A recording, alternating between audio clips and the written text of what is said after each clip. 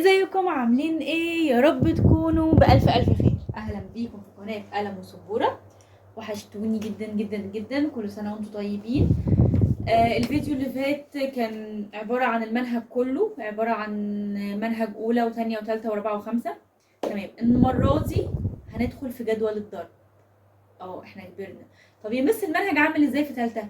هو بتاع سنة تانية بس على كبير شوية، بس والله سهل. في الانماط تاني وفي المصفوفه، في الحاجات كلها اللي احنا درسناها قبل كده، وبطريقه سهله جدا زي ما احنا متعودين، والدنيا الحمد لله باذن الله تبقى الدنيا كويسه. طيب، قبل اي حاجه متنسوش ان انا بدي مادة دروس اونلاين. اللي مش حابب ياخد درس اونلاين، هو اللي هقوله في الدرس هو اللي هعمله هنا، وهناخد واجب اخر الفيديو خالص. هتلاقوا فيه واجب تعملوه، وهتكتبوا في الكومنتات الحل، وهتقولوا جنب الحل الاسم، عشان المره الجايه اقول مثلا كذا عامل واجب صح، واقول له اسمكم المره الجايه. بتاع سنه ثالثه، منهج سنه ثالثه، احنا خلصنا عملنا النظام ده في اولى وثانيه، وقلنا الاسامي وفرحنا وعملنا حاجات كتير، وعملنا امتحانات، عملنا حاجات كتير. ثالثه هيبقى نفس النظام. طيب، نبدا في جدول الضرب. النهارده هناخد جدول، بصوا بقى، هناخد جدول 0، هناخد جدول 1، هناخد جدول 10، هناخد جدول 11. ايه مس كل ده؟ ده النهارده السهل، والباقي كله سهل. انتوا عارفين احنا بايه، يعني الرياضه دي بقت جميله جدا، كله سهل ان شاء الله. النهارده مش هناخد كميه كبيره، هو انتوا تعرفوا يعني الدنيا سهله جدا، وهنحفظ مع بعض واحنا موجودين. طيب بس هو يعني ايه ضرب بقى، اللي احنا بقى ايه مستنيينه ده من زمان وعايزينه من زمان؟ يعني ايه جدول الضرب؟ جدول الضرب هي عملية جمع متكررة. لا مس كلمينا كده، ده احنا اطفال، ده احنا حبايب. ماشي. يعني بدل ما اقول مثلا 2 زائد 2 قلت 2 في 3. عملية جمع متكررة، بدل ما افضل اقول 3 زائد 3 زائد 3. امال اقول ايه؟ 3 في 3. التلاتة ذكرت كام مرة؟ 3 مرات. مثلا مثال، مش ده يعني انا بقول لكم الامثله الاول. مثلا اقول ايه؟ 3 زائد 3 زائد 3 هيساوي كام؟ تعال نجرب كده. 3 زائد 3 6 زائد 3 9. طيب، الضرب ده بقى بيسهل الدنيا. يعني ايه؟ التلاتة دي ادي 3 اتعملت كام مرة؟ 1 2 3، يبقى 3 في 3. عارفين 3 في 3 ب9. يا سلام، ربنا. يعني هي عملية جمع متكررة، بدل ما افضل اقول طب يا مستر ما نجمع اسهل. لا، ما هو بعد كده هتلاقي الدنيا اكبر، هتلاقي الحاجات اكتر. فبدل ما افضل اقول مثلا 3 5 مرات 3 زائد 3 زائد 3 زائد 3 زائد 3، 3 في 5 على طول، وهنحفظه وهنفهمه. والله هتخليه سهل. وجدول 3 ده بالذات ليه قصة معايا كده تحفة. جدول 2 نفس الكلام. تابعوني وان شاء الله والله الدنيا تبقى سهلة. قبل ما ابدأ في المنهج نفسه هكون مخلصة الجداول. طب والمنهج هنشرحه واحدة واحدة، وفي آخر منهج تالت، آخر كل درس هنقول مع بعض جدول.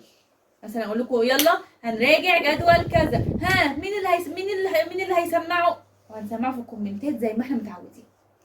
ما تخافوش، ما تقلقوش. طيب، جدول 0. جدول 0 هنبدأ الأول بجدول 0 زي ما انتم شايفين على السبورة. 0 في 0 0.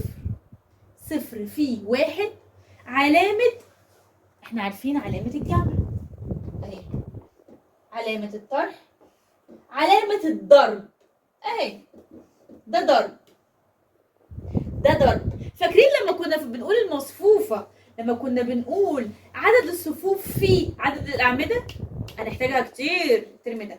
طب يا مس، جدول 0 0، أي حاجة بصفر بصفر، 0 في 0 بصفر، 0 في 1 بصفر، 0 في 2 بصفر، 0 في 3 بصفر، 0 في 4 بصفر، 0 في 5 بصفر، 0 في 6 بصفر، 0 في 7 بصفر، 0 في 8 بصفر، 0 في 9 بصفر، 0 في 10 بصفر. الله، ده حلو قوي. ادي جدول 0 خلصنا منه. يعني ايه؟ طيب نشرح. يعني ايه صفر في واحد؟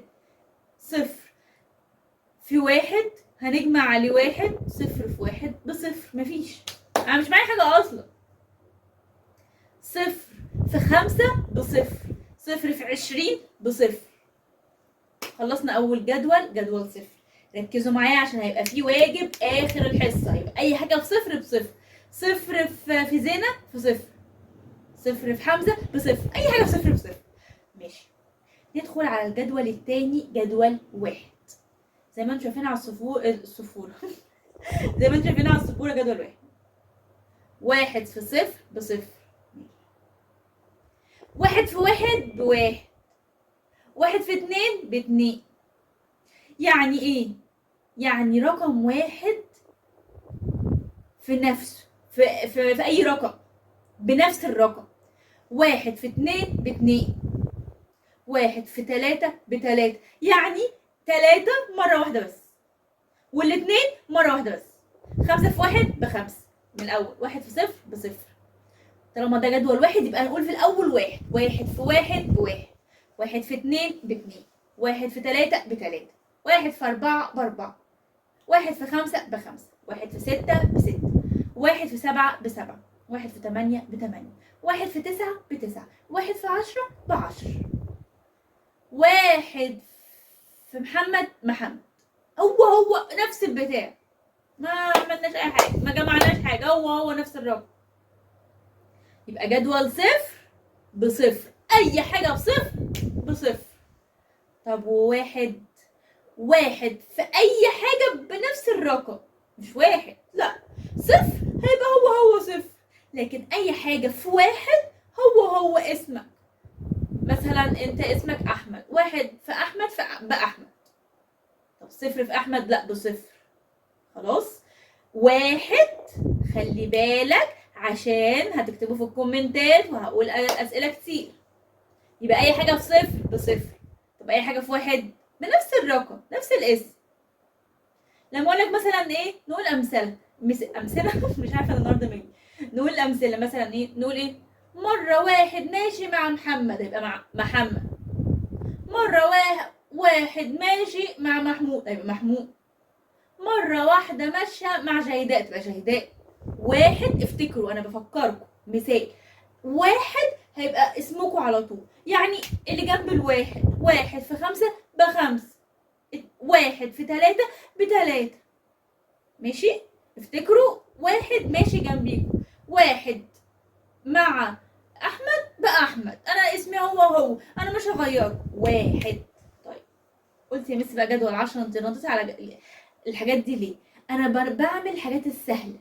طيب جدول 10 زي ما انتم شايفين قدامكم. 10 في واحد ب10. 2 في 10 ب20. 3 في 10 ب30. مش احنا قلنا واحد في 3 ب3؟ طب و10 في 3 ب30، هنزود صفر. مش ايه الفرق بين الواحد؟ الفرق بين الواحد وال10 النقطة. ادي الواحد وادي ال10.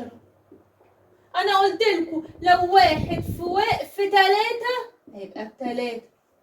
هي. طب 10 في 3 مش هي قلنا 3. هنا زود لها صفر برضو، هنا هزود صفر. اشمعنى بقى انتي؟ يبقى 10 في 3 ب30. نرجع للجدول بتاعنا. يبقى 10 في 1 ب10. 10 في 2 ب20. كأننا بنعد 10 20 30 40. 10 في 3 ب30. 10 في 4 ب40. 10 في 5 ب50. 10 في 6 ب60. 10 في 7 ب70.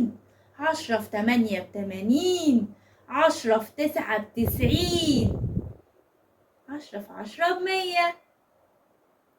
يبقى تاني جدول صفر. اي حاجة بصفر. على صوتكم. برافو، بصفر. اي حاجة في واحد بنفس الاسم. واحد في 5 ب5. خلاص الصفر ده كل طالما دخلنا في اي حاجة بصفر بصفر، كله بصفر. دخلنا جدول واحد، لا بالاسم اللي جنبيه. طب و10 هنزود نقطة، يعني هو نفس الرقم اللي جنبيه بس هنزود نقطة. مش انا بقول 1 في 3 ب3، طب 10 في 3 ب30، هنزود نقطة. تمام. طيب اخر جدول معانا النهاردة، مش خلصنا كله، احنا هنخلص النهاردة جدول 11. قمر برضه. ايه ده، هو علينا كمان؟ ما احنا بنفهم بقى، احنا حلو والله. استنى بص، 3 في 11 ب33. 3 هي بس هنكررها مرتين. الله. طيب 5 في 11 ب55، هنزود للخمسة 5 كمان. هو ايه القمر ده؟ حلو قوي. 4 في 11 ب44، اهي جنب الأربعة. 4 هنزود لها 4، 5 هنزود جنبها 5، 3 هنزود جنبها 3. جدول 11. تعالوا نشوف جدول 11 معانا. 1 في 11 ب11، 2 في 11 ب22، 3 في 11 ب33، 4 في 11 ب44، 5 في 11 ب55، 6 في 11 ب66. حلو قوي جدول 11 ده. 7 في 11 ب77، 8 في 11 ب88، 9 في 11 ب99. ايه ده؟ حاجات جميلة. تاني، اي حاجة في صفر بصفر، اي حاجة في صفر بصفر. يا سلام لو الجدول ده فضل موجود معانا في حياتنا، ما كانش فيه جداول تاني. قمر. اي حاجة في صفر بصفر، اي حاجة بواحد بنفس الاسم. 1 في 5 ب5، 1 في مليون بمليون. ايه مثل المليون ده؟ هنجي هناخد الحاجات دي كلها. 1 في 1000 ب1000، 1 في 100 ب100. 1 في احمد، صح برافو باحمد. طب 1 في جيداء بجيداء، 1 في حسين بحسين، 1 في محمود بمحمود، 1 في زينة بزينة، 1 في 5 ب5. صح. خلاص. وخدنا جدول 10. بنلعب 10، يبقى احنا بنلعب بلعبة 10 20 30 40. 10 في 2 ب20، 10 في 3 30. طالما جدول 10 بنلعب لعبة ايه؟ 10 20 30 40 اللي هو استغماية. طيب جدول 11. 3 في 11 مش هي 1 1؟ 3 3 33. 4 في 11 44. 5 في 11 55. هقول لكم جت ازاي. مش انا بقول 5 في 1 ب5، طب هنزود 1 تاني، هنزود 5 تاني. فاهمين؟ كده احنا خلصنا جدول 0 وجدول 1 وجدول 10 وجدول 11. طب يا مس، هو انت حضرتك كل مرة هتديني بقى الكمية دي؟ لا خلاص كده. كل مرة كل حصة هناخد جدول واحد بس. 2 هنعمل قفز بمقدار 2، 3 هنعمل قفز بمقدار 3. والله هتلاقوا الدنيا سهلة. مش احنا خدنا قبل كده قفز بمقدار 2 وقفز بمقدار 3 وخدنا الأنماط؟ كل اللي كان حاضر معايا قبل كده هيلاقي الدنيا سهلة. طيب تعالوا بقى نشوف الواجب بقى. اللي هيحله صح هنعمل ايه؟ هيكتب اسمه. اكتب اسمك تقول مثلا يا مثلا حليت، واكتب اسمك عشان هقوله المرة الجاية. طيب تعالوا نجرب.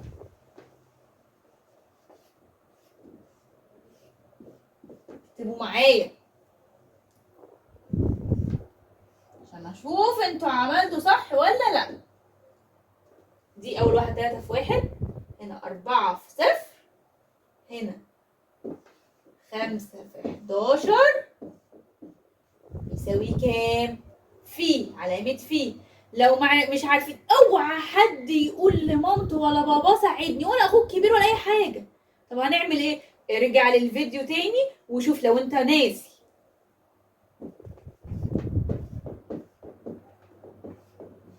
3 في 10 بكام؟ 6 في 0 بكام؟ لو ناسي ارجع للجدول تاني او ارجع للفيديو من اول تاني وشوف واحفظ الحاجات كلها. احنا فهمنا، هنحفظ بقى. واي حد يقول يا مس انا حفظت الجداول، يكتب اسمه واقول كذا حفظ الجدول، كذا حفظ الجدول. اخر مسألة، مسألة واحدة بس، مسألة واحدة بس. خلينا ده 6 في 11 اهو. والله حلو وامور وجميل. خدنا جدول 0 وجدول 1 وجدول 10 وجدول 11 اهو. ماشي، اللي يحلهم يكتب اسمه في الكومنتات. وخلصت اول حصه معانا في الجدول الضرب، وعرفنا يعني ايه الضرب. متنسوش تعملوا لايك وسبسكرايب للقناه. يلا باي.